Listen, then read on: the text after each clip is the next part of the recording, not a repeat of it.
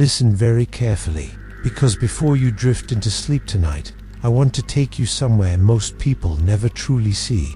Not the Japan shaped by movies or video games or colorful posters hanging on cafe walls. Not the Japan built from stereotypes where samurai never smile, ninjas never speak, and every village looks like a perfect postcard. No, tonight I want to lead you into the real feudal Japan, quiet, human, imperfect, and far more soothing than the dramatic legends that have survived across centuries. But before we step inside, I want you to do one small thing. Take a slow breath, relax your shoulders, let the noise of your day fade. And if you enjoy being carried through history like this, gently, slowly, without rush, then stay with me through this journey, because we will spend 8 peaceful chapters together, unraveling myths one by one. This is your moment to settle in, dim the lights, and subscribe your attention to the soft rhythm of this story, because the deeper we go, the calmer this world becomes. And now, let's enter. The gate that opens into another era. Imagine a quiet dirt path stretching toward an old wooden gate. The gate looks simple, almost fragile, as if it were built not to impress but simply to exist. A small lantern hangs beside it, its paper glowing with a tired warmth. The flame inside trembles whenever the wind sighs through the valley. As you walk closer, the sounds of your modern world slowly slip away. The buzzing screens, the rushing engines, the endless notifications, all dissolve like dust behind you. Ahead, the night of feudal Japan unfolds, a night that feels softer, heavier, and somehow more alive. Beyond the gate lies a village, not the glossy, dramatic one you may have imagined, but a peaceful, earthy place where nothing is perfect and everything is real. Thatched roofs lean slightly under the weight of time. Bamboo fences tilt here and there, where children have climbed over them too many times. The air smells faintly of rice, smoke, and damp wood, a combination so ancient it feels like stepping into a memory you never lived. This is the Japan forgotten by stereotypes. And as you step inside, the past accepts you quietly, like an old friend who has been waiting. Why Japan became a myth? The strange thing about stereotypes is that they grow strongest in places people cannot reach. For more than 2 centuries, Japan was closed to most outsiders. Very few could enter, and even fewer could truly understand its internal life. So travelers brought back fragments, a sword here, a story there, a rumor, a guess, a drawing, a moment exaggerated for excitement. And with every retelling, Japan became more exotic, more dramatic, more legendary. Samurai became superhuman, ninjas became shadows, geisha became symbols. Villages faded out of existence entirely. But the people who lived inside this world, the real people, woke up every morning thinking only about food, family, weather, chores, and duties. In the middle of all the myths, they led ordinary, full lives. Tonight, we will walk through their world and see what stereotypes hid. A night in the village that stories forgot. Let the pace slow, let the world quiet. You walk deeper into the village. The air grows cooler, brushing softly against your face. Crickets hum in a low, steady rhythm, their tiny voices blending with the occasional thump of a closing door or the low whisper of a distant stream. A woman stands outside her home, shaking dust from a straw mat. Her hands move without hurry. She has done this every evening for decades. A cat curls at her feet, its tail flicking lazily. It does not know that future generations will imagine Japan full of samurai and warriors. All it knows is that this is home, and this woman gives it food. A few steps ahead, you see an old man sitting by a small table.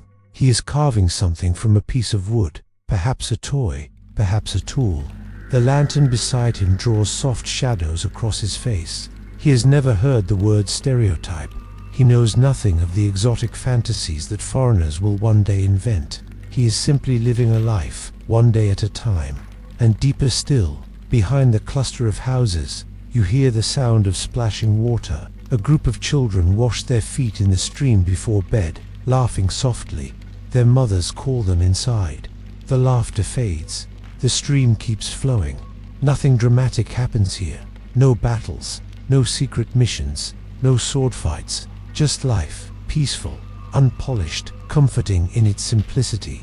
It is this world, this slow-moving, deeply human world, that stereotypes erased, the weight of the ordinary. If you look carefully, you will notice something beautiful. Japan's history was not built by the warriors in legends.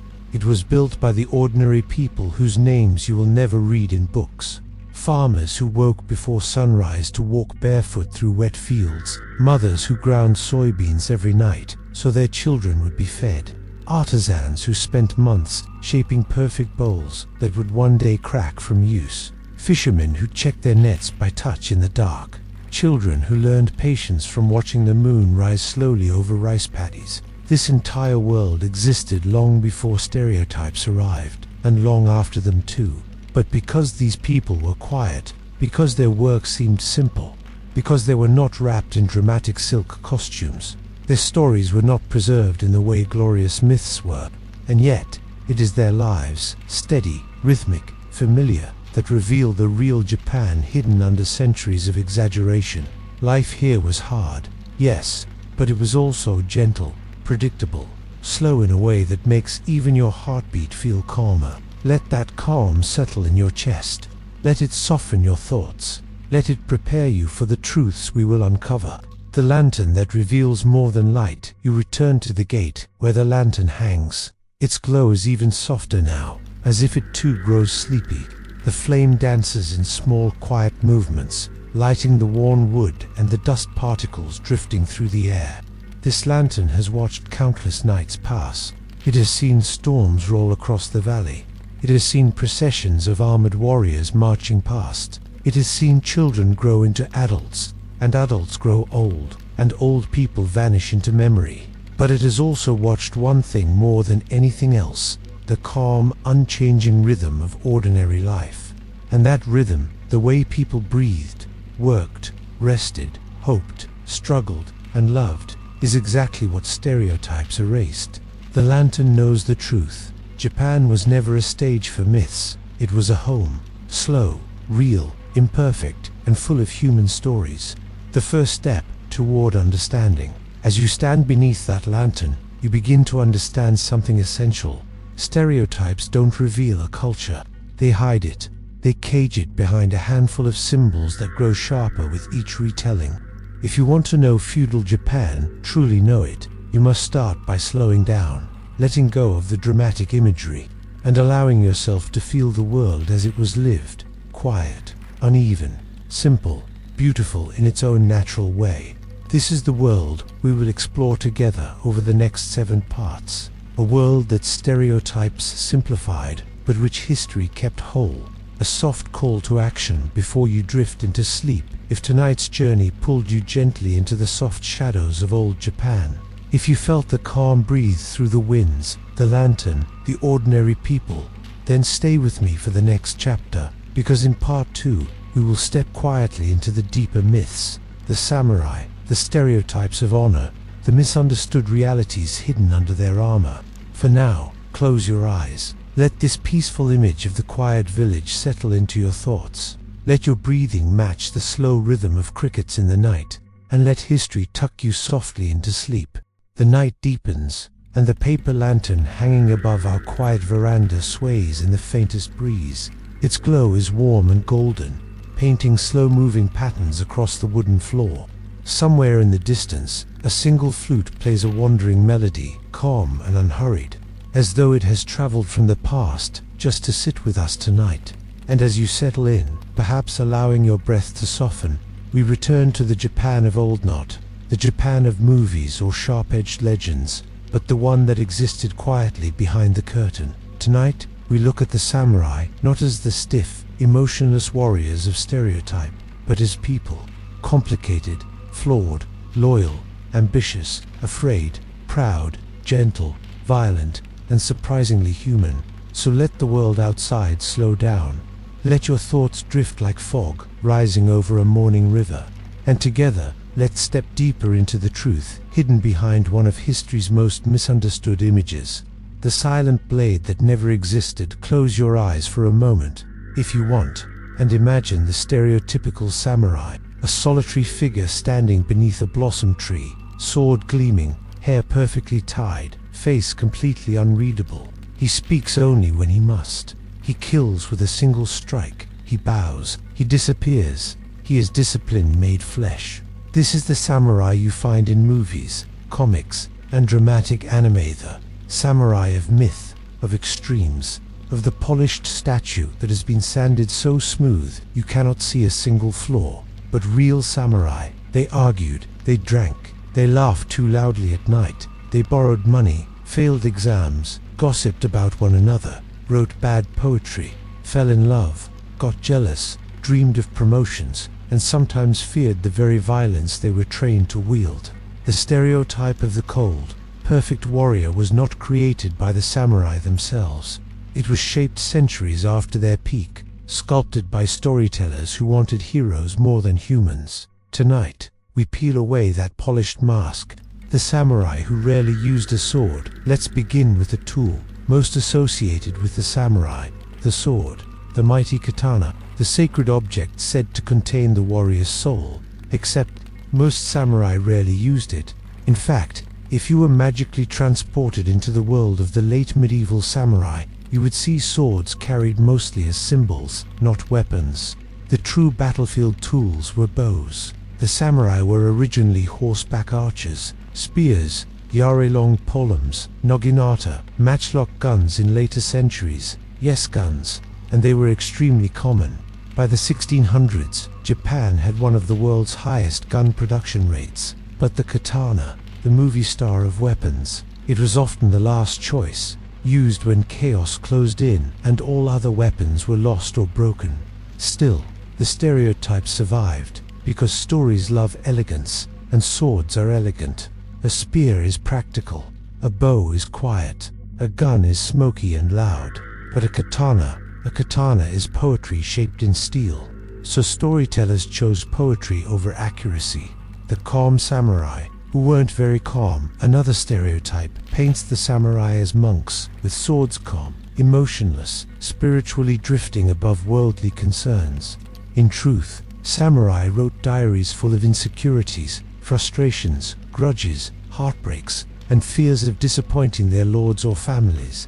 They worried constantly about rank, salary, marriages, alliances, and reputation. They even complained bitterly about taxes, unfair superiors, and fellow samurai who got promoted too quickly. Some panicked in battle, some fled, some bragged loudly about victories they barely participated in. Some were gentle souls forced into armor they did not want to wear. The stoic, unshakable warrior was more of an aspiration than a reality, a standard to reach for, but rarely achieved. The myth of the noble warrior code. Now we reach one of the biggest stereotypes of all, Bushido, the sacred samurai code, often described as honor, loyalty, discipline, courage, and self-sacrifice. But here's the quiet truth, one that history whispers, but popular culture often forgets. Bushido did not exist as a formal, universal code until long after the age of samurai wars. Most medieval samurai didn't follow a unified philosophy. They followed the rules of their local clan, the commands of their lord, their own ambitions, the harsh practicality of survival. The idealized samurai code was created during times of peace, not war. Specifically during the Edo period, when samurai were bureaucrats, not fighters. Scholars and moralists wrote books describing how samurai should behave. Over centuries, these writings were blended, smoothed, and reshaped into the myth we know today.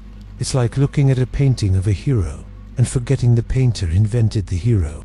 Loyalty, more complicated than legends. Admit movies love samurai loyalty.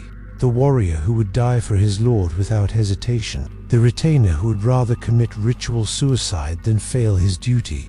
But the real landscape of loyalty was far more tangled. Samurai changed masters often. They deserted. They negotiated for better salaries. They joined rival clans when offered land or political advantage. Many were mercenaries before becoming salaried retainers.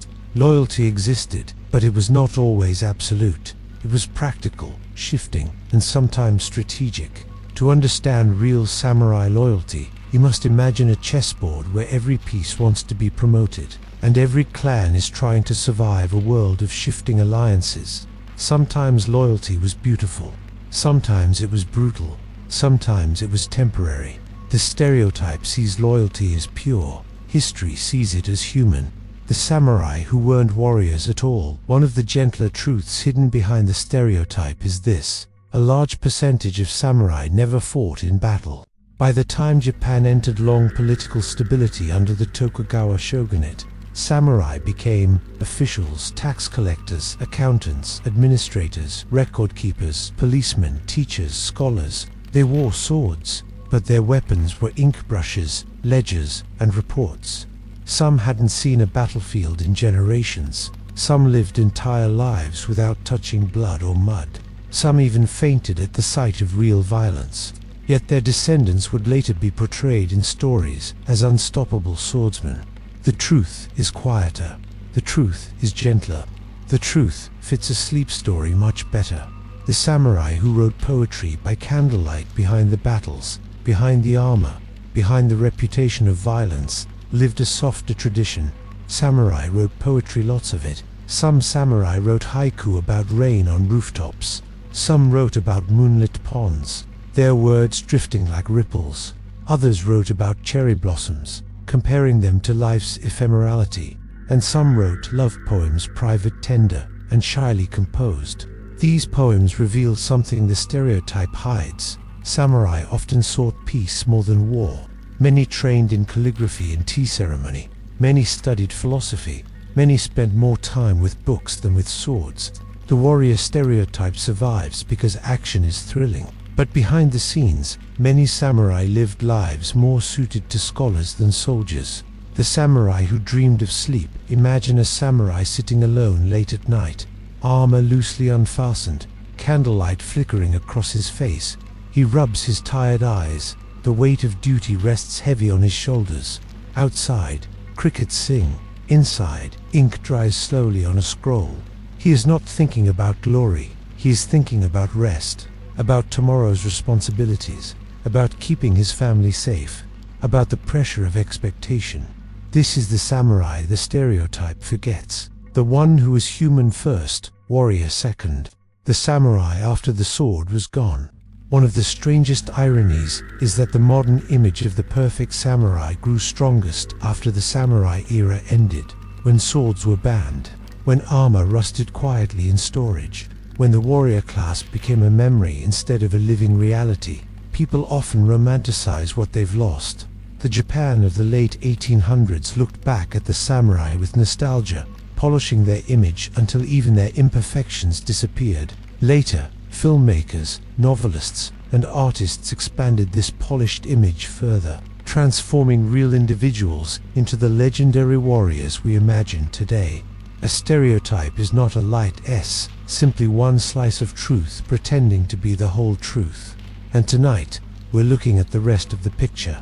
Rest here before we continue as we drift toward the end of part 2. The distant flute quiets, replaced by the gentle rustle of bamboo leaves brushing against each other. A slow wind runs its fingers through the old trees, and the lantern above us sways slightly, its glow softening. This moment, this calm, this gentle unraveling of a misunderstood history, it belongs to you. Whenever you feel ready, part 3 awaits, and in it, we explore another stereotype of Japan's medieval world, the mysterious, shadowy ninja. But for now, rest in the knowledge that even the fiercest warriors carried fragile hearts. Just like everyone, the night is quieter than before. A faint mist curls across the garden like a slow breath rising from the earth. The lanterns are dimmer now, softened by the hour, as though even their flames are beginning to drift towards sleep. And somewhere beyond the bamboo grove, an owl releases one steady note. Low.com and ancient who settle in, perhaps pulling a blanket a little closer, letting your shoulders relax. And as you do, we step into another layer of Japan's misunderstood past. Tonight, we explore the ninja, the most exaggerated, most fictionalized figure of all. A character of shadows, Hollywood magic, silent footsteps, and impossible stunts. But the real ninja, the real people, They were nothing like the myths, so breathe slowly. Let the darkness around us grow warmer, softer, more welcoming. And together, we'll peel away the fantasy to find the quiet truth hiding beneath centuries of imagination. The ninja of movies, a mirage in the dark first, bring to mind the stereotypical ninja, dressed in perfect black, face masked, a pair of gleaming swords strapped to his back, moving without making a sound, climbing walls like a cat, throwing shuriken that whistle through the air, disappearing in a puff of smoke, a ghost in human form. It's a seductive image, mysterious, dangerous, stylized, perfect for movies, comics, games, and dramatic stories. But, historically speaking, none of this existed. No black uniform, no masks, no dramatic rooftop jumps, no magical silence, no smoke bombs, no supernatural skills. Real ninjas were not superhuman warriors. They were spies, plainclothed agents, messengers, informants, and sometimes villagers simply paid to gather information. The modern ninja outfit you see everywhere came from stage theater, not history. Kabuki performers dressed stagehands in black to blend into the background, and audiences later assumed they must represent invisible warriors. A stereotype was born. The real ninja, farmers by day, informants by night. Imagine a quiet village at the foot of misty hills. Rice fields stretch out like rippling silver squares under the moon. A soft rain falls on wooden rooftops. Dogs bark occasionally in the distance. Here, in places like these, the earliest ninjas lived. They were not elite killers. They were farmers who knew the mountain paths. Villagers familiar with woodland trails. Locals who had an ear for rumors. People who could move quietly because the land was their home. Their true power was not martial skill. It was local knowledge. A samurai general from another region might not know which river dried in summer, or which hillside hid a cave, or which path allowed a small group to slip undetected through enemy territory. But the villagers knew, and when wartime came, their knowledge became valuable.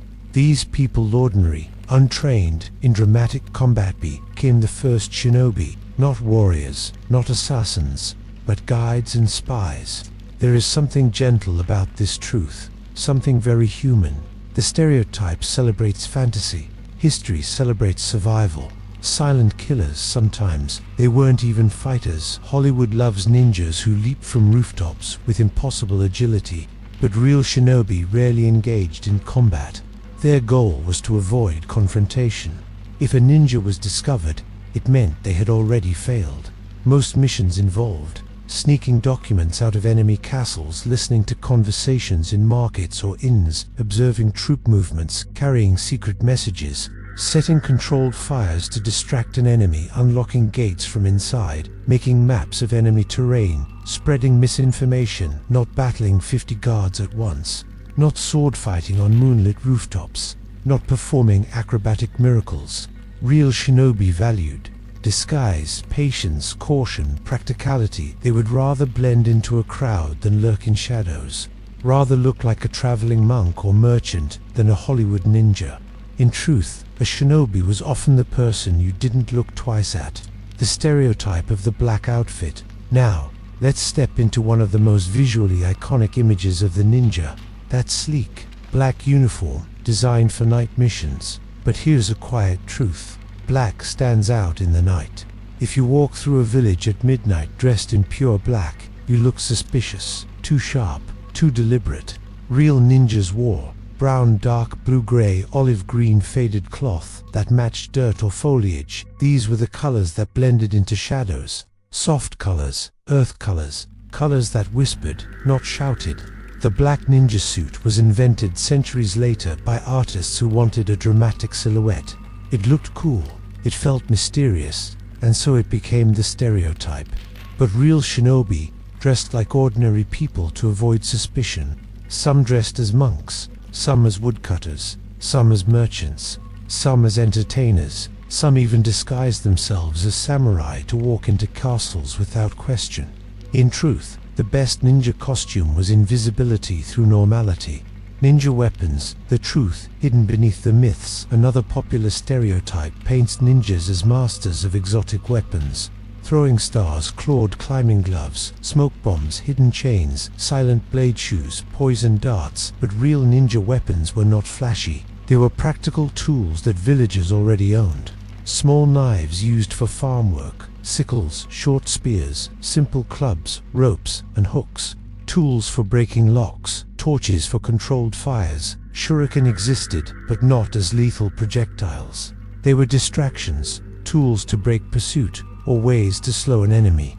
No spinning circular blades slicing through the air in perfect cinematic arcs, just small metal tools thrown to create hesitation. Reality is quieter than fiction. The myth of the superhuman ninja. Many people imagine ninjas as nearly supernatural, walking across rooftops without sound, vanishing in thin air, jumping impossible distances, running on water, controlling animals, casting illusions. But these ideas came from storybooks, stage plays, and later, from Japanese entertainment, made for fun, not accuracy. Real ninjas were trained in geography, disguise, deception, stealth, memory, local dialects, weather patterns, fire techniques, rope work. No magic, no supernatural abilities, just careful preparation. The stereotype imagines a shadow. History reveals a human. The shadow villagers, IJ and Koga. As the mist thickens around our imaginary veranda, it might be a good time to wander deeper into the hills, specifically into the legendary regions associated with ninjas. Iga and Koga here. The mountains rise sharply. Forests stretch endlessly. Villages are hidden between ridges and winding paths. The terrain itself becomes protection. People living here developed strong independence, forming small local clans. These clans gave birth to the most skilled shinobi people who used their environment as their weapon. But they were not a giant, unified ninja organization. They were many small families, each guarding their own techniques. Sometimes they worked for samurai lords. Sometimes they worked against them. Sometimes they worked simply to survive. Their greatest strength was not their fighting ability. It was their knowledge of the land. If you ever feel the stereotype becoming too loud, too dramatic, listen instead to the quiet of these mountains. That's where the truth lived. The ninja who wrote manuals, surprisingly, shinobi, left behind instruction manuals, not because they wanted to publish their secrets, but because future generations needed guidance. These manuals did not teach superpowers. They taught how to walk on wooden floors, quietly, how to breathe calmly while hiding, how to climb using everyday tools, how to predict weather, how to disguise a footprint, how to create diversions, how to blend into a crowd, how to escape pursuit. They also included advice on mental discipline. If you fear discovery, you will be discovered. If you hurry, you will stumble. If you desire glory, you will be caught. These words reveal something profound. Ninja work required humility, patience, self-control, and a deep acceptance that the best missions were the ones no one heard about. A ninja did not seek fame. A ninja sought results. The quiet disappearance of the ninja. As Japan entered long peace under the Tokugawa shogunate, spying became less essential. Villages stabilized. Borders quieted. Internal conflict slowed. The occupation of the shinobi did not vanish instantly, but it grew softer, more administrative, less dramatic. Some became guards, some became policemen, some blended back into rural life.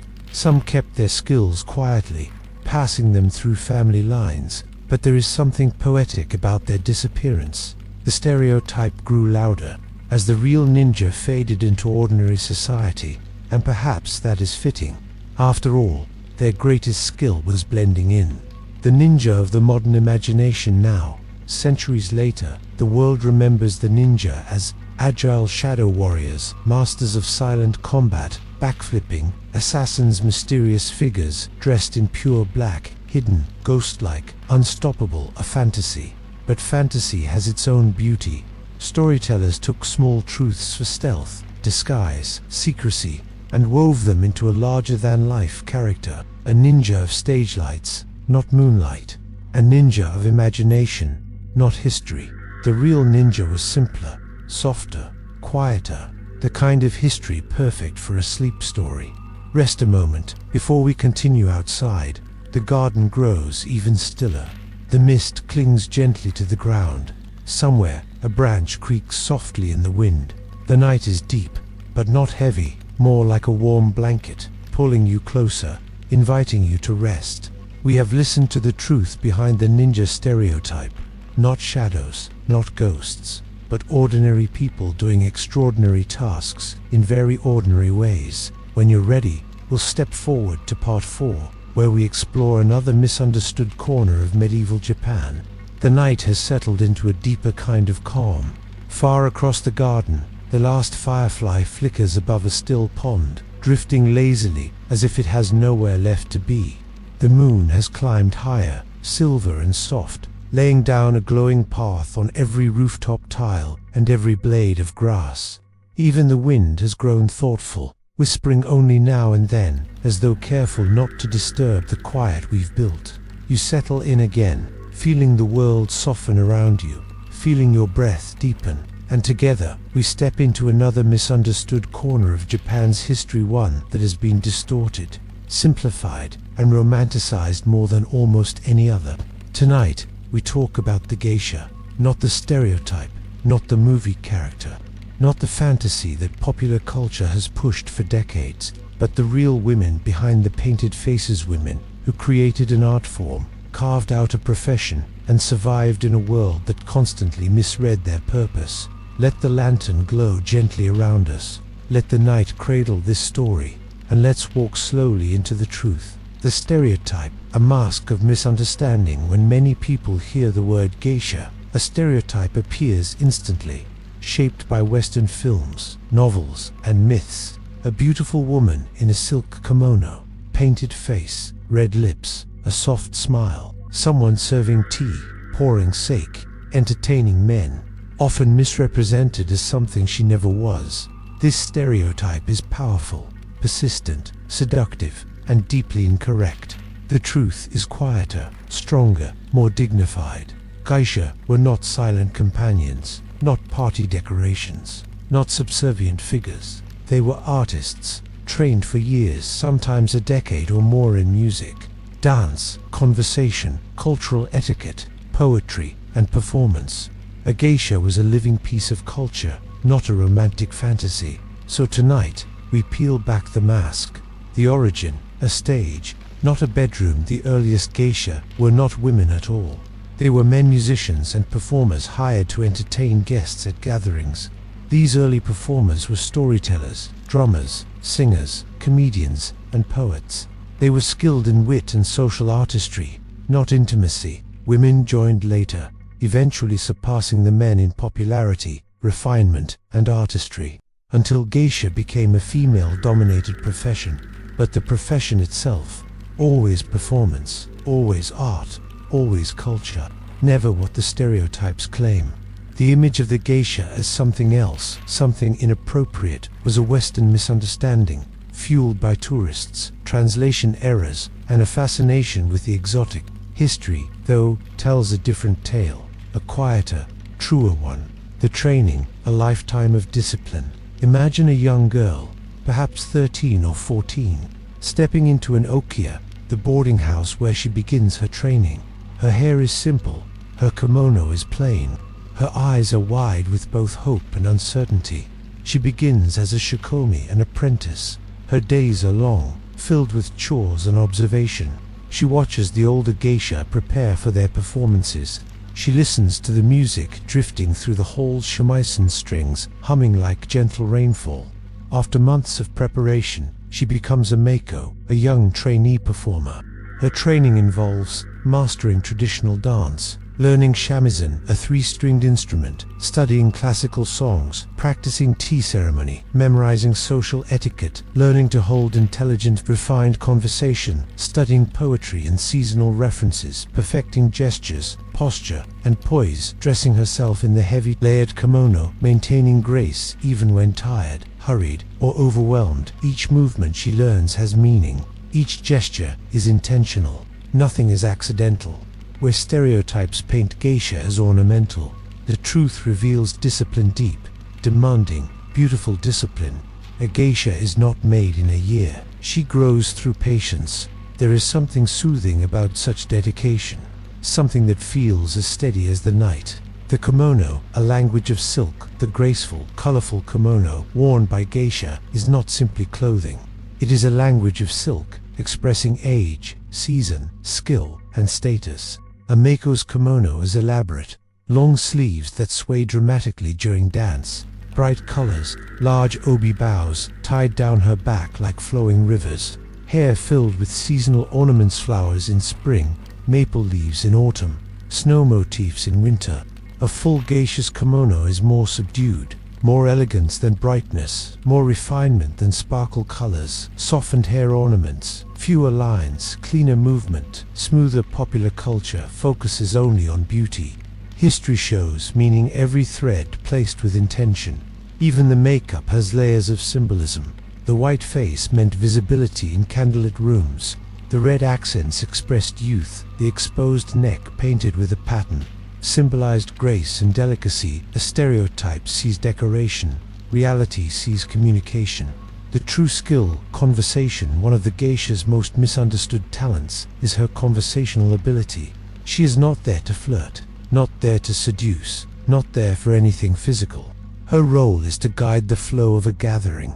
She ensures no one feels left out. Everyone is relaxed. Every guest is entertained. The mood stays light. The conversation remains elegant. A geisha's greatest weapon is not her fan or her smile. It is her intelligence. She remembers details, navigates egos, diffuses tension, and subtly directs social energy. In a world where samurai men often carried rigid seriousness, a geisha brought warmth, humor, and ease, a kind of emotional artistry. A stereotype sees softness. History sees control. The stereotype of the courtesan, a mistaken identity. Much confusion between geisha and courtesans comes from Western observers who visited Japan in the 1800s. They did not understand the complex social systems of entertainment districts, so they misinterpreted what they saw. There were geisha, artists, and entertainers, oiran, high-ranking courtesans with elaborate dress, yonjo, prostitutes, tea-house hostesses, not geisha. Two outsiders, the distinctions blurred. The oyan in particular wore extravagant kimonos and performed complex arts, leading many foreigners to assume they were the same as geisha, but they were not. Geisha were forbidden from sexual work, could be expelled for crossing that boundary, focused on art, not intimacy, lived by a strict code of conduct, had reputations to protect. The stereotype that persisted was not based on fact, but confusion, mistranslation, and the human tendency to simplify what is unfamiliar. Tonight, we correct that misunderstanding gently. The geisha house, a world of sisterhood and rivalry. Geisha lived in okia, houses where they trained, worked, and were financially supported by the mistress of the house. Inside, relationships formed. Older geisha mentoring younger ones, maiko learning by watching, sisters built through tradition. Rivalries forming beneath polite smiles, dreams whispered late at night behind sliding paper doors, but also laughter around shared meals, silent companionship when exhaustion set in, hair ornaments traded like secret treasures. Small moments of friendship in a demanding world. Popular culture often isolates geisha, portraying them as lonely, fragile figures, but the okia was full of life, noise, training, chatter, and shared memories. The stereotype sees isolation. History hears laughter through thin wooden walls. The performance, a night in the tea house. To understand the geisha fully, imagine a warm room lit by soft lanterns, tatami mats under your knees, a kettle whispering steam in the corner, guests sitting comfortably, waiting not for a show, but for an experience. A geisha enters. She bows. Her presence is calm but confident. Her kimono moves like water. Her voice, when she speaks, is gentle yet precise. She pours tea with grace. She plays shamisen notes, drifting like snowflakes in the silence. She performs a dance that tells a story older than any of the guests in the room. And between performances, she guides the rhythm of conversation with a kind of invisible elegance. She makes the room feel lighter, smaller, more intimate. That is the art. Not seduction, but atmosphere. A room feels different when a geisha is present, balanced, harmonized, harmonized, perhaps for drifting toward sleep as you listen. The decline, modernity, and misunderstanding. As Japan modernized, the world of the geisha shrank. New entertainments emerged: cafes, Western-style bars, cinema, radio, cabarets, hotels. The delicate ritualized world of geisha seemed old-fashioned. Fewer young women entered training. Tourists spread stereotypes. Hollywood added new layers of misunderstanding. But despite this, geisha never disappeared. Their numbers became smaller, yes, but their arts survived. Today, real geisha still perform in Kyoto, Tokyo, and a few other cities, often hidden behind quiet doorways in old districts. They are living traditions, silent bridges between the past and the present, and they remain, above all, artists. The human behind the icon. One last thing the stereotype forgets: geisha weren't our people. They get tired, they laugh, they make mistakes, they comfort one another, they love, break, heal, and dream. They have homes to return to, feet that ache after hours of dancing, voices that tire after singing ancient songs, hearts that long for quiet. Just like anyone, the stereotype turns them into symbols, but history brings them back into humanity. And there is something gentle, comforting, and sleep-soft about remembering the human behind the tradition. Rest before part 5. As we reach the end of part 4, the night around us grows even softer. The lanterns seem dimmer now, their light turning golden at the edges. The wind has quieted completely. The mist is resting on the garden stones like a sleeping creature. We have stepped through a veil of misunderstanding and found the truth beneath. Geisha were not what stories pretended they were. They were artists of atmosphere, elegance, and quiet mastery. If you're still awake, let your breath soften, your shoulders drop, and your mind drift gently into the dim lantern light of old Japan. In this part, we step into the shadows, soft, cool, and whispering with secret snot, to chase action, not to fight, but to simply observe. Because the ninja, as you've always heard about them, were never meant to be seen. And tonight, we unravel their myths the way a slow breeze unravels a loose thread on a worn kimono. So settle in, pull your blanket a little closer, let your eyes grow heavy, and if you haven't already, remember to subscribe to the channel only if you want more sleepy journeys through forgotten corners of history. Your support helps these quiet stories continue. Now, let's step into the shadows of feudal Japan's most misunderstood figures, the ninja. A world built on whispers. The story begins not with smoke bombs, acrobatics, or sword-spinning heroes, but with villages. Quiet, remote mountain villages in Iga and Koga, where the nights were long and the earth smelled of damp moss and rice paddies. Most people living there were farmers, woodcutters, herbalists, and hunters. Life was hard, predictable, and humble. Yet their land, far from the Emperor's Gatsby, came the birthplace of one of the most powerful legends in human imagination.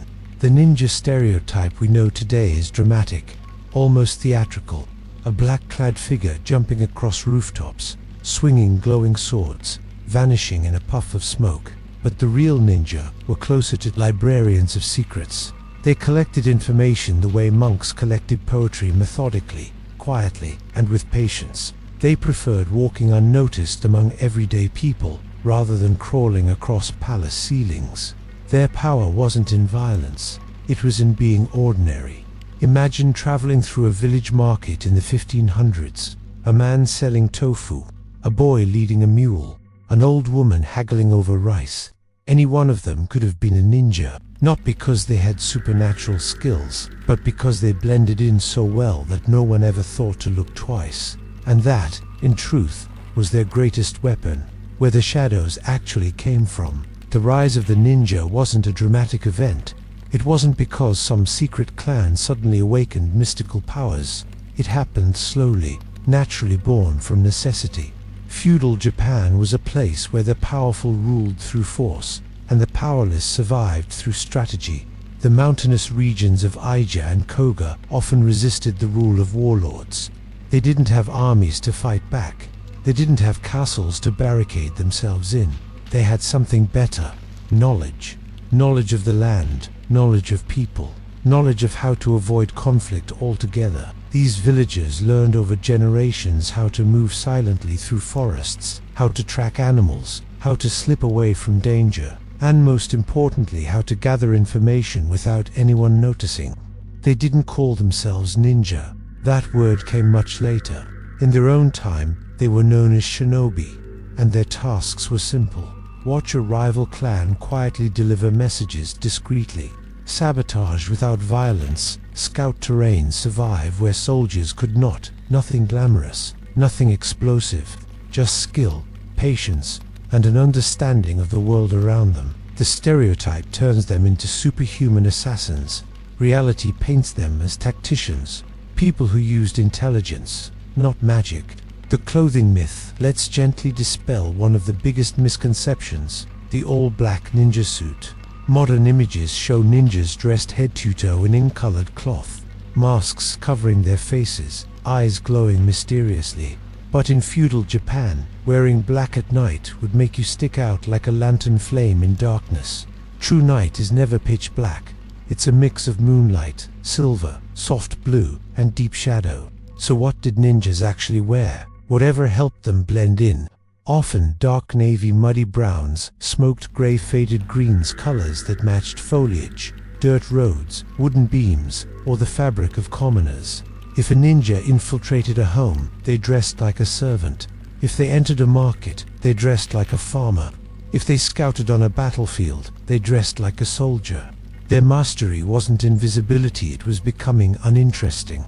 And in a world full of swords and prideful warriors, being uninteresting was a superpower. The black ninja suit we see today comes from kabuki theater, where stagehands dressed in black to signal, "I am not part of the story." Over time, audiences associated the unseen figure with stealth. The myth was born not from history, but from stagecraft, tools of the shinobi. Not what you think. Movies show ninja with glowing katanas, grappling hooks, spinning chains, and magical darts.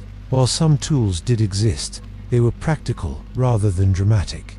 A real shinobi carried short ropes, small climbing spikes, wooden floats, simple knives, smoke mixtures for distraction, small fire-starting tools, disguises, food rations, nothing flashy, everything purposeful. One of the most interesting tools wasn't a weapon at all: misdirection. A ninja might leave footprints in a different direction, scatter powder to confuse tracking dogs, or mimic the dialect of a rival province. They used psychology the way samurai used swords. And speaking of samurai, many ninja weren't even separate from samurai. Some were both samurai by day, shinobi by night, because espionage didn't belong to one social class. It belonged to survival. The art of not fighting here is another quiet truth, soft enough to help you drift toward sleep. A ninja's job was to avoid battle, not to seek it. Where a samurai might charge into a dangerous situation to prove honor, a ninja would step back and say, "No, victory isn't worth dying for. Not today." This was not cowardice, it was logic. A clan needed information more than it needed martyrs. Most missions involved watching from afar, blending into a crowd, or slipping away unnoticed. If a ninja had to fight, something had already gone wrong. Their legends of assassination are greatly exaggerated. Yes, some were involved in targeted killings, but this was rare and not their defining purpose. Their strength was patience, waiting for the right moment, listening, thinking, surviving. In a world full of conflict, they were the cool surface of a quiet river at night, ninja houses and hidden escape routes. The homes of ninja families often had small architectural tricks, not dramatic trapdoors or spinning walls like in modern movies, but subtle enhancements: removable floorboards, observation slits, hidden side exits, concealed alcoves. Nothing designed for dramatic reveals, everything designed for safety. A ninja's greatest asset wasn't the ability to attack, but the ability to disappear. Picture a small wooden farmhouse in IGA nightfalls. Crickets chirp softly, lanterns glow. A shinobi hears riders approaching. Without panic, without noise, they lift a floorboard, slip into a narrow crawl space, and wait in darkness until danger passes. Their heartbeat slow, their breath quiet, their mind steady. This was their art, to endure, to outwait, to outthink, to outlive. Why the ninja became mythical if ninja were so ordinary, so unmagical? Why do we imagine them as supernatural beings capable of crazy stunts? The reason is surprisingly simple. People fear what they can't see. Generals kept losing battles because some unknown force had gathered information or sabotaged resources without being caught. Instead of admitting their weaknesses, these leaders claimed they vanished like spirits. They walked on water. They changed form. They were invisible. This wasn't admiration. It was embarrassment transformed into myth. Later, writers, playwrights, and storytellers exaggerated these tales, shaping the ninja into creatures of pure imagination. In truth, the real ninja were just humans with skill, intellect, and adaptability. But sometimes, reality is not as exciting as the legend. So the legend grows. The final fate of the ninja. By the 1600s, Japan entered a long period of peace under the Tokugawa shogunate. With stability came fewer wars, fewer spies, fewer reasons to slip through shadows. Shinobi families blended back into ordinary life. Some became bodyguards, some became scouts, some became farmers again. The age of the ninja didn't end in a dramatic final mission. It simply faded like ink drying on old paper, like mist dissolving under morning sun. But the myth remained, and today we remember the ninja not because they were superhuman, but because they remind us of something deeply human. Sometimes the quietest people shape history. Sometimes the softest steps leave the deepest marks. Sometimes the unseen is what truly matters. A soft ending for a shadowed story as this part comes to a close. Imagine the hills of Iga at dusk, mist curling between cedar trees, a faint trail leading into the forest, and somewhere, someone walking quietly, calmly, blending into the landscape like they were always meant to be there. Not a warrior, not a ghost, not a theatrical performer in all-black costume, just a person doing what they must to protect their community. That is the true ninja, and their story, soft, subtle, and patient, is the perfect companion for sleep. If you are still awake, let this part arrive slowly, like the soft glow of a lantern being carried down a quiet corridor. The world of old Japan had many stereotypes, some fierce, some mysterious, some shadowed, but none as misunderstood, romanticized, and misrepresented as the geisha. Tonight, we step gently into their world, a world of silk, slow footsteps, trembling shamisen strings, and conversations crafted like poetry, not to excite, but to soothe. So settle your breath, loosen your jaw, let your eyelids grow heavy, and if you haven't already, remember to subscribe. Only if sleepy stories like this help calm your nights. Your support keeps these peaceful journeys alive. Now, let us quietly slide open a wooden CRG door and walk into a house where elegance made no noise, where art lived in whispers, and where the truth is much softer than the stereotype. A world born from calm, not seduction. The stereotype of the geisha is one of the most widely misunderstood images outside Japan. Many imagine bright makeup, dramatic flirting, and a world built around romance. But the real story is gentler, quieter, rooted deeply in the slow, careful art of making others feel at ease. The word geisha means artist, not companion, not performer for affection, but someone whose life is shaped by art. Gay art, shore person, an artist, a craftsperson, a keeper of tradition. Imagine a world of low tables, tatami mats, fragrant incense, and tea poured so gracefully it could lull you into a dream. Imagine a house where conversations are soft, measured, almost musical. That was the world the geisha built, not a place of seduction, but of serenity. Their purpose was never romance. It was refinement, to keep culture alive, to preserve rituals, to entertain with elegance, intelligence, and grace. Theirs was an art form of presence, precision, and patience, the same quiet virtues that help us drift gently toward sleep. The long training of a flower that never boasted a geisha's training was slow, steady, and gentle, not harsh, not glamorous, but deliberate, like picking up a brush to paint a single careful stroke. For years, young apprentices called Mako learned how to walk with silent grace, how to sit without disturbing the air, how to play the shamisen, how to dance with stories hidden in each gesture, how to pour tea with respect, how to converse thoughtfully, how to make guests feel peaceful. There was no rushing, no world of instant mastery. Everything was about patience. A Mako might spend hours practicing how to place her feet while walking in tall Okobo sandals, not for beauty, but for balance. She might spend an entire day learning the angle at which to bow. Another week memorizing a dance meant to represent the arrival of spring. Their makeup, the white face, the red lips, the painted brows, was not a symbol of seduction, but of tradition, carried from past centuries. It was a way of saying, I am here to embody old Japan, so it never disappears. The stereotype imagines geisha as performers for affection. The truth is that they were guardians of culture. They protected what time tried to wash away. Red lantern nights, but not the way you think. When foreigners first saw geisha districts lit by glowing lanterns, rumors grew like vines. People imagined hidden pleasures, secret romances, and all the things the modern world enjoys as fantasy. But the real geisha houses, Okya, were far closer to cultural salons. Rooms filled with soft music, subtle laughter, slow, calming movement, stories told like drifting clouds, games designed to ease tension. A guest would not visit a geisha for romance, they visited for peace, for the feeling of being transported into a place where the world's noise did not follow. The geisha's art was emotional intelligence, gentle conversation, thoughtful observation, the ability to make each guest feel valued, calm, and at ease.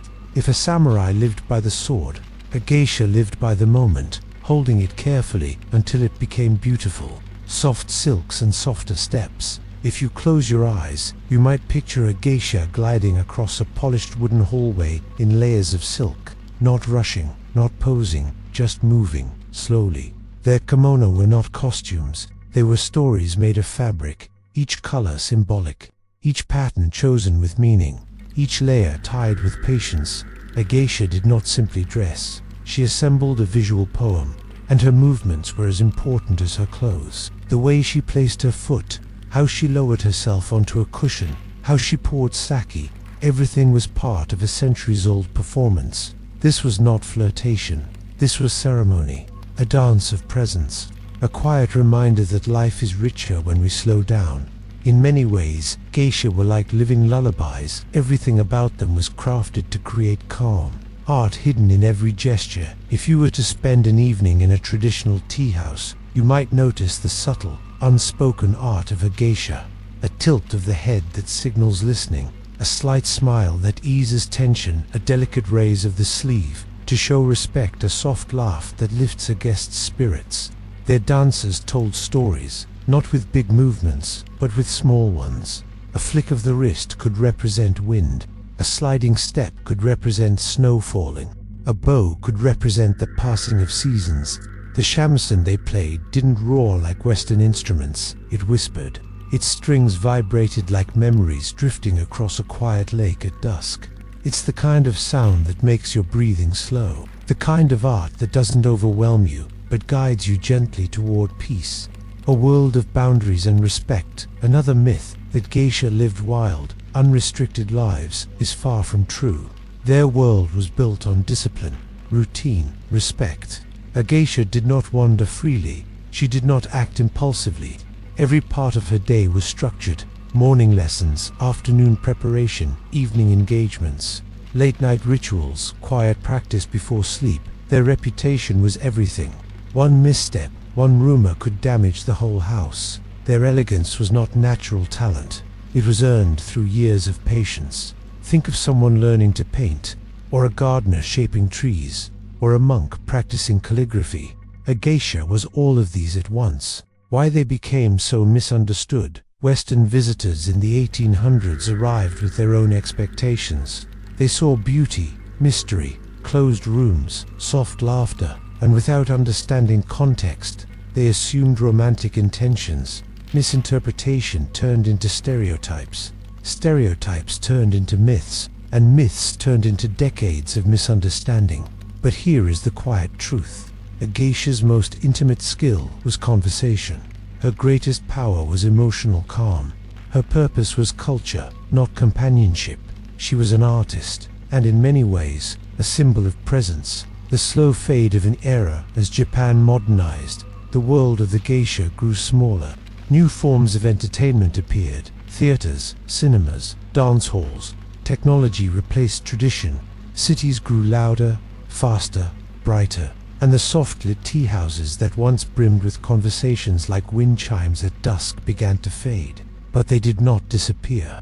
To this day, in Kyoto, in small pockets of old wooden streets, you might still see a geisha gliding softly through night shadows, her footsteps barely touching the earth, carrying centuries of tradition on her shoulders.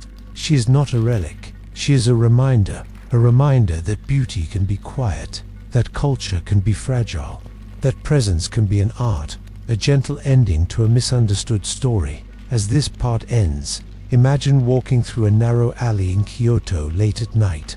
The lanterns sway softly, the tatami rooms glow warmly, a faint shamisen melody drifts through a half-open window. Inside, a geisha sits with calm dignity, her appearance simple yet precise, her voice soft, her movements slow and almost dreamlike. Nothing provocative, nothing wild, just peace. She pours tea, she smiles politely, she listens as if you are the only person in the world. And you realize, perhaps for the first time, that her greatest art is the quiet one, the art of making a moment feel gentle. Let that gentleness rest on your mind, let it soften your thoughts, let it ease you into the next part of our sleepy journey.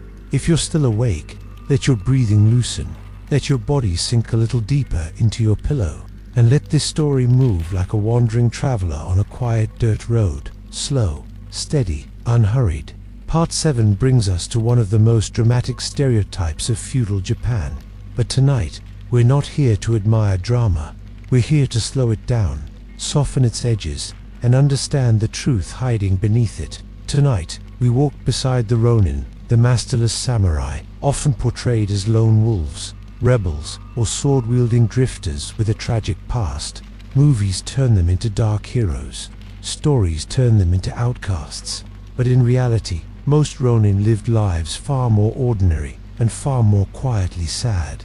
So before we begin, if you find these sleepy journeys comforting, feel free to subscribe to the channel, only if you want more soft stories to end your nights. It helps keep this peaceful corner of YouTube alive. Now, let us set off on a quiet road. No battles, no storms, just a man, a worn kimono, a dusty path, and the slow heartbeat of history. A wandering figure appears, but not the one you imagine. Imagine a long road winding through the countryside, rice fields on either side, cicadas buzzing lazily in the heat, clouds drifting like slow boats across the sky. On this road walks a man, or sometimes a woman, dressed simply, with a sword at his hip. His shoulders are a little slouched.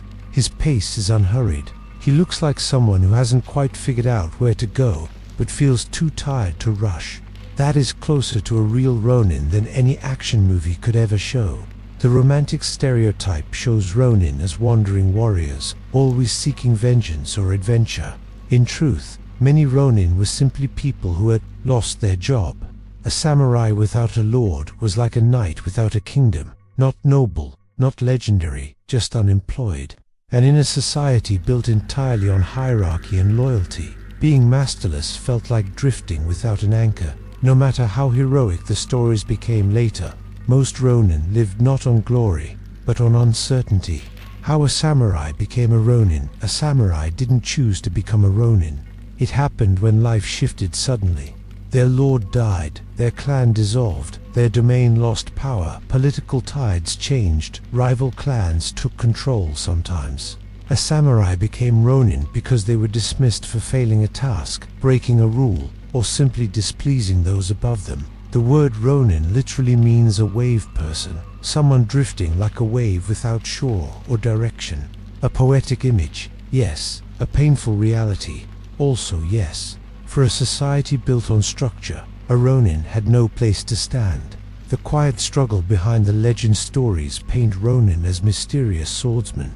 But real Ronin struggled with something far more human: survival. Without a lord, they received no salary, no land, no support. They had to earn their way through, teaching farm work, guarding merchants, small services, occasional, regulated sword training. Some became monks, some became writers, some found work in the growing cities like Edo and Osaka, and some, very few, became the wandering figures we imagine. The stereotype of the Ronin as a lone avenger was charming for storytellers, but lonely for the Ronin themselves. They weren't rebels, they weren't heroes, they were simply people trying to find meaning after losing the structure of their lives. Swords were heavier than they seemed. Popular culture shows Ronin gripping their swords proudly, ready to fight. But the truth was softer, sadder. For many Ronin, carrying a sword was NTI, a symbol of freedom. It was a reminder of what they'd lost. Swords were expensive to maintain. They attracted suspicion. They tied the Ronin to an identity that no longer held power. Some Ronin sold their blades. Some replaced them with cheaper ones. Some hid them entirely.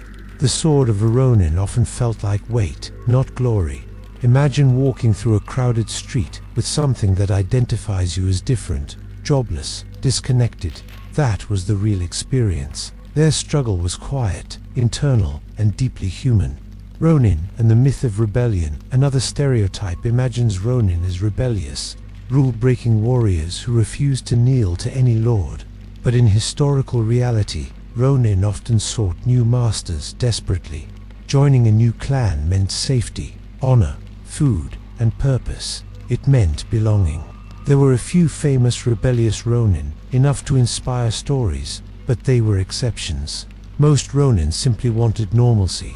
Think of someone searching for work, trying to rebuild their life, trying not to disappoint their family. That is closer to the Ronin than any sword fight ever filmed. City life, crowded rooms, and quiet desperation. By the 1600s, many Ronin moved into cities. Edo, Kyoto, Osaka, bustling, growing, full of opportunity, but also full of competition. A Ronin might rent a small shared room, a corner in a boarding house, a bed in a tea house, the loft of a shop. Meals were simple, money was tight, days were repetitive. A Ronin's life in the city could be very similar to an artist or student trying to survive in a large modern city today, except with far fewer resources. They blended into crowds, they faded into alleys, they became invisible in plain sight. Nothing glamorous, nothing dramatic, just the quiet persistence of daily life. The famous Ronin of legend. Why stories grow larger than life. You may have heard of the 47 Ronin, a group who avenged their lord after he was forced to commit ritual suicide. Their story is one of loyalty and sacrifice, retold endlessly in plays and movies. But it is important to remember that they are famous, not because all Ronin acted like them, but because almost none did. The 47 Ronin were the exception that storytellers adored. Their tale had everything: loyalty, tragedy, revenge, bravery, honor, dramatic conclusion. But their fame created a stereotype, one that millions believed. Most Ronin didn't fight dramatic duels. They didn't plan secret missions. They didn't seek revenge. They worked. They struggled. They tried to survive in a society that had no place for them. Stories made them heroes. Reality made them human. The silent roads they walked to understand the Ronin. Imagine walking on a dusty path at sunrise. The birds are just beginning to sing. The trees sway gently. A cool breeze carries the smell of pine. This was the world of the Ronin, a world not of swords, but of travel, not of violence, but of searching. A Ronin might walk from village to village, hoping to find work. He might visit old connections, hoping someone remembered him. He might sleep in a roadside inn, a barn, or under the stars. Every step was a question. Where do I belong? Who am I without a master? What is my purpose now? There is something very quiet, very melancholy, very human in that. This is why their stories, even softened, helped the mind drift toward rest. because they remind us of something universal, the desire to belong. The soft disappearance of the Ronin as Japan entered the long peace of the Edo period. Clans stabilized, society changed, the need for samurai shifted. The roads became safer, the strict hierarchy loosened, and slowly, the Ronin faded. Some found permanent work, some married and settled, some reinvented themselves, some simply grew old. By the late 1800s, the samurai class itself dissolved, making Ronin unnecessary. Their era ended not with a dramatic battle, but with paperwork, reforms, and the quiet passing of time. The wandering swordsman of legend slipped into memory, like a traveler disappearing into morning mist. A soft ending on a quiet road. As Part 7 comes to a gentle close, picture a Ronin once more, not the hero of a movie, but the real one. A tired man walking slowly at dusk, his sandals worn thin, his kimono patched many times, his sword tied with old cloth, a quiet song in his heart, a long road behind him, another long road ahead. He isn't dangerous, he isn't glamorous, he isn't a rebel, he is simply searching, hoping, enduring, a symbol not of violence, but of impermanence, a reminder that even those who seem strong can feel lost, and that sometimes wandering is not a curse, but a quiet chapter of life. Let this Ronin fade gently into the evening. Let his footsteps grow softer. Let his silhouette blur into the horizon. You've made it all the way to the final chapter. And before we begin, take a slow breath in and let it fall gently out. Because this is the moment where we gather every unraveled thread, every softened stereotype, every myth stripped from its armor, and we place them together like delicate fragments in a quiet museum room to finally see the full, honest picture of feudal Japan. If you're still awake, I invite you to stay with me just a little longer, and if your eyes are already heavy, let the calm rhythm of this last story carry you wherever you need to drift. Now, let's step softly into the last side of history. A Japan we thought we knew by now. You've probably noticed something subtle. Throughout this journey through samurai myths, geisha misunderstandings, ninja exaggerations, feudal lords, peasants, monks, swords, emperors, and rituals, you've encountered a strange but gentle truth. The Japan we imagine is not the Japan that was. But that's not a failure of imagination. It's the natural echo of centuries reshaped by storytellers, playwrights, travelers, foreign observers, romantic artists, early film directors, and finally, modern media, all adding their brushstrokes, all touching up the past, all smoothing the sharp edges of a world that was often chaotic, imperfect, harsh, yet quietly beautiful. Feudal Japan became a canvas sometimes painted carefully, sometimes carelessly, but always painted. So tonight, in this final part, we wipe the fogged glass clean. We look closely at what remains once the myths dissolve. Not the Japan sold in posters, not the Japan embroidered in fantasy novels, not the Japan framed in movie scenes, but the Japan that simply was messy, human, layered, complicated, contradictory, and real. The truth beneath the story is one.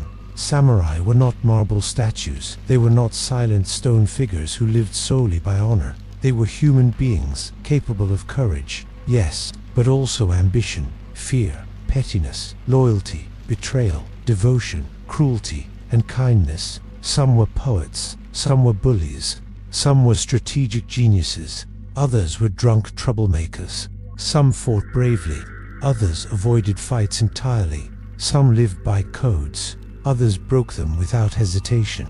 A samurai could meditate on death in the morning and argue about rice taxes in the afternoon. They were not legends, they were people. Two ninjas were not magical shadows. They were not supernatural silhouettes gliding down walls. They were scouts, spies, guerrilla fighters, farmers, villagers, ordinary folk in extraordinary circumstances. They used distraction, misdirection, disguise, local knowledge, terrain advantage, quick thinking, and yes, sometimes small tricks of illusion.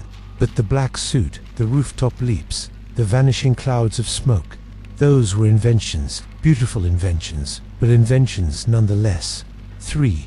Geishas were artists. not illusions. Strip away the stereotype, and you find women dedicated to elegance, women dedicated to performance, women who mastered music, dance, conversation etiquette, hosting, social diplomacy. They were the keepers of refinement and subtlety, not courtesans, not objects, not fantasies, but trained, skilled performers, artists of presence. A geisha did not sit in silence waiting to be gazed upon. She animated rooms, she changed atmospheres, she made awkward people comfortable, and loud people softer. Her strength was not beauty alone, but mastery. For feudal Japan was not a frozen time capsule. People sometimes imagine it as a place untouched by the world. But Japan, like every region on Earth, lived in constant change. Political, economic, social, agricultural, artistic. Villagers fought over farmland. Merchants rose in wealth. Peasants revolted. Daimyo schemed. Warriors shifted loyalties. Monks built influence. Trade transformed ports. Famines reshaped politics. And foreign arrivals, first Chinese and Korean influence, later Portuguese, Dutch, and more, altered everything from weaponry to fashion to food. Japan evolved, just not in a straight line. 5. Bushido was not a daily commandment. It wasn't a strict book they read every morning. It wasn't an unbreakable vow.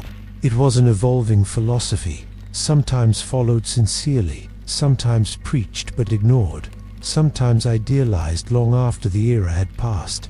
Like all moral codes, it was a compass, not a leash. 6. Honor was not a single meaning. Honor meant different things to different classes. For a samurai, loyalty and reputation. For merchants, successful trade without deceit. For peasants, paying taxes, raising healthy children, respecting the land. For monks, devotion and discipline. For women, household stability, skill, and resilience. Honor wasn't one thing. It was many things, and they were often contradictory. Walking through the real Japan now, let's slow down. Step out of rigid definitions, and enter the lives of the people who lived beneath the stereotypes. Imagine it is late evening in a quiet Edo period town. The cicadas have finally quieted.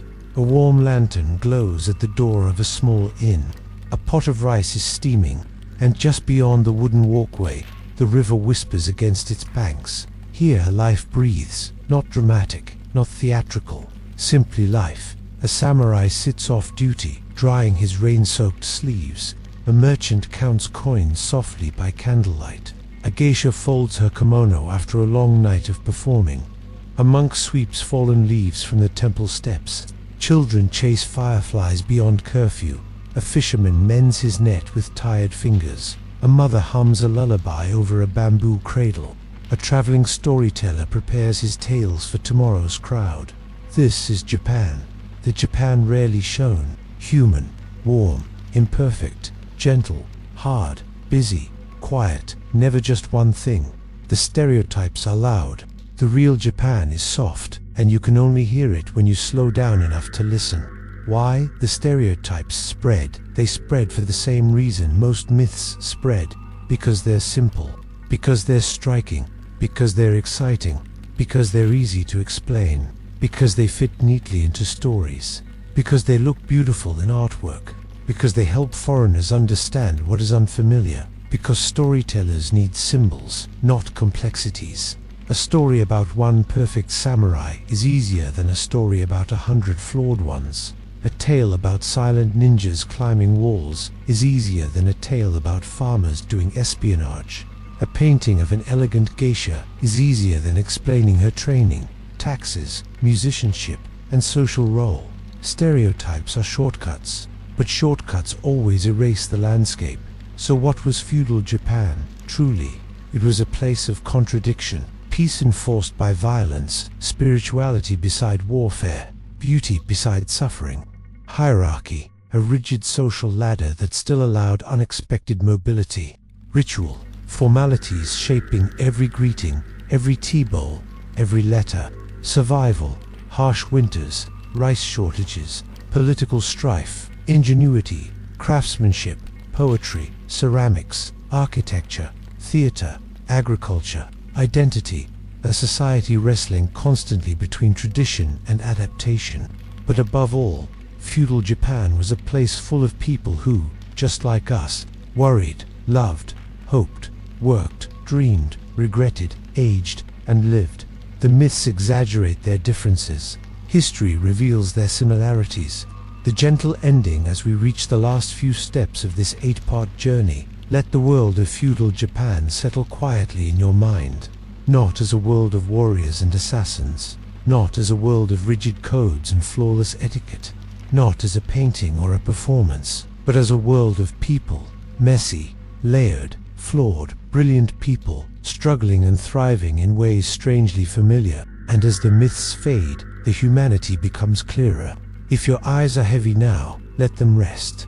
And if you're still awake, allow the slow rhythm of history to ease you into calm. Thank you for walking through every chapter. Thank you for listening to the truth beneath the tales. And thank you for letting this long, gentle journey accompany you tonight. Whenever you're ready, we can begin a new topic, a new world, and a new sleep story.